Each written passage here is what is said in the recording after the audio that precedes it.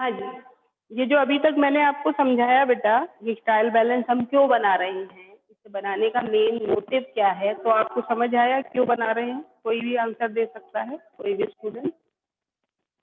मैंने अभी एक्सप्लेन किया 10-15 मिनट में जितना भी बताया, वो उसमें से आप बताइए कि what is the motive to prepare the trial balance.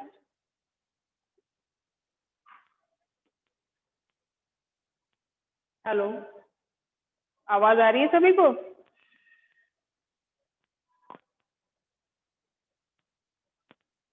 नाम से पूछूं क्या? आंसर नहीं करते हो? कशिश तोमर, आवाज आ रही है बेटा? हेलो,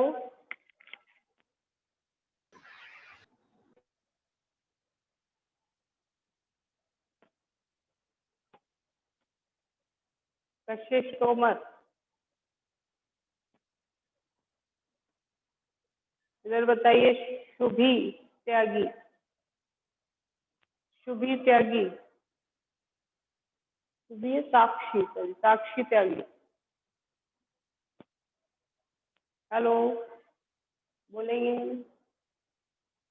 काव्या, आपने सुना? क्या क्या समझ में आया ट्रायल बैलेंस के बारे में? Yes ma'am. Ma'am, trial balance एक स्टेटमेंट होता है जिससे हमें अपने जो अकाउंट्स होते हैं उनकी अरिथमेटिक जो प्रॉब्लम्स होती है, गलतियां होती है, वो हम फाइंड आउट कर सकते हैं। हाँ, अरिथमेटिकल एरर्स को फाइंड आउट मैम, करने तो के लिए हम ट्रायल। हाँ जी बेटा, हाँ बेटा बोलो, दूसरा कौन सा बोल रहे हैं? क्या बोल रहे हो बेटा? मैम, ये फाइनल अकाउंट को भी प्रिपेयर करने में भी हेल्प करते हैं। Very good. हाँ, फाइनल ट्रायल बैलेंस की हेल्प से हम फाइनल अकाउंट्स को प्रिपेयर करते हैं, क्योंकि सभी अकाउंट्स की समरी हम इसमें ट्रांसफर करते हैं। कैसे करते हैं, कल हम इसको डिस्कस करेंगे कि किस तरीके से हम समरी को ट्रायल बैलेंस में ट्रांसफर करते हैं और ट्रायल बैलेंस बनाने का प्रोसेस क्या होता है ना। तो मेनली आज इसकी थियोरेटिकल पार्ट में आप मीनिंग को, कैरेक्टरिस्टिक्स को या फीचर्स को और ऑब्जेक्टिव्स को। तो ऑब्जेक्टिव की अगर मैं बात करूं तो ऑब्जेक्टिव, पहला ऑब्जेक्टिव तो यही होगा कि इसकी हेल्प से हम अर्थमेटिकल एरर्स या जितनी भी जो भी कमियां होती हैं हमारे अकाउंट्स में, जो डिजिटल एरर्स होती हैं, उनको फाइंड आउट करते हैं। दूसरा, इसकी हेल्प से हम अपने अकाउंट, फाइनल अकाउंट प्रिपेयर करते हैं। और तीसरा, हमें एक ही जगह पर सभी अकाउंट के बैलेंसेस अवेलेबल हो जाते हैं। ये मेन इसका क्या है, ऑब्जेक्टिव है ट्रायल बैलेंस को बनाने का। Trial balance is not the part of accounting, accounting का पार्ट नहीं है। ये सिर्फ और सिर्फ हमारे लिए क्या है, एक स्टेटमेंट है जिसको हम टाइम टू टाइम चेकिंग के लिए बनाते हैं। अपने अकाउंट में कोई गलती ना हो, इसलिए बार बार चेकिंग के लिए हम इस स्टेटमेंट को प्रिपेयर करते हैं, ताकि फ्यूचर में हमसे और वो गलतियां कंटिन्यू ना हो और हमारे अकाउंट फ्यूचर में जाकर के एप्रोप्रिएट रिजल्ट हमारे बिजनेस का दे पाए। क्योंकि देखो, बिजनेस का रिजल्ट निकालना, एक्यूरेट रिजल्ट तभी आप निकाल सकते हैं जब आप उसमें एक्यूरेट अकाउंटिंग करेंगे। अदरवाइज जो रिजल्ट आएंगे उन वो रिलायबल नहीं होंगे, क्योंकि आपने आगे भी पढ़ा है कि जो रिजल्ट आते हैं उन्हें हम उन पार्टीज के सामने कम्युनिकेट करते हैं जो उससे रिलेटेड होती हैं। और बड़े बड़े बिजनेस हाउसेज में जब हम कंपनी की बात करते हैं, पार्टनरशिप फॉर्म्स की बात करते हैं, तो उनसे रिलेटेड बहुत सारे लोग होते हैं जिन पर उन रिजल्ट का इफेक्ट आता है, और वो तभी उन बिजनेस में आगे कंटिन्यू अपनी इन्वेस्टमेंट करते हैं जब वो देखते हैं कि रिजल्ट अच्छा है, यानी प्रॉफिट हो रहा है, तो ये बिजनेस आगे अच्छा करेगा और भी ज्यादा। और जिन बिजनेस में लॉसेस हो रहे हैं तो उन बिजनेस से लोग बचने की कोशिश करते हैं। तो ये रिजल्ट का बड़ा इफेक्ट होता है बिजनेस के रिजल्ट का। तो ये सभी रिजल्ट एक्यूरेट होना बहुत जरूरी है। अगर एक्यूरेसी नहीं है तो फिर आगे जाकर प्रॉब्लम होंगी, और हमारे जो रिजल्ट हैं अगर वो गलत निकलेंगे तो उसमें बड़ी बड़ी, जब आप लोगों में से, चलो ये तो अब हमारे इससे तो रिलेटेड पार्ट खत्म हो गया, बहुत सारी चीजें हम डिस्कस नहीं कर पाते तुम लोगों के पास।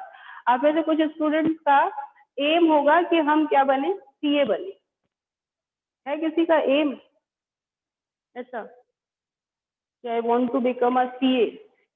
Yes ma'am. हाँ, तो आप में आपको पता है सीए का काम क्या होता है?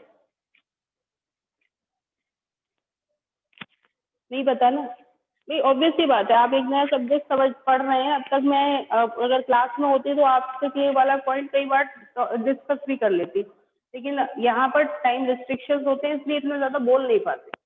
सीए का वर्क होता है किसी भी कंपनी के अकाउंट्स को चेक करना, क्योंकि अकाउंट्स को कौन प्रिपेयर करता है, किसी भी कंपनी के अकाउंट डिपार्टमेंट प्रिपेयर करता है।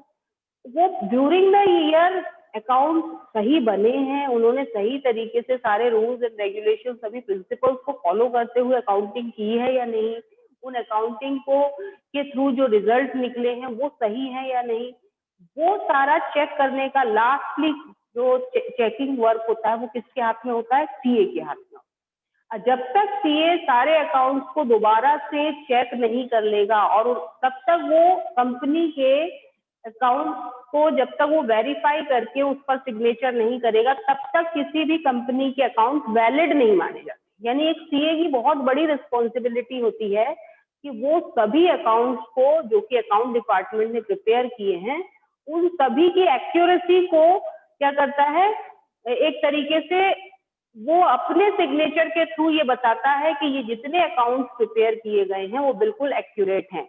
अगर वो एक्यूरेट नहीं होंगे, क्योंकि वो एक एक चीज चेक करता है, अगर वो एक्यूरेट नहीं होंगे तो वो सिग्नेचर नहीं करेगा, और सिग्नेचर ना करने का मतलब है कि उस कंपनी में कहीं ना कहीं कुछ फ्रॉड हो रहा है, दैट मीन्स उसके अकाउंट एक्यूरेट रिजल्ट नहीं दिखा रहे।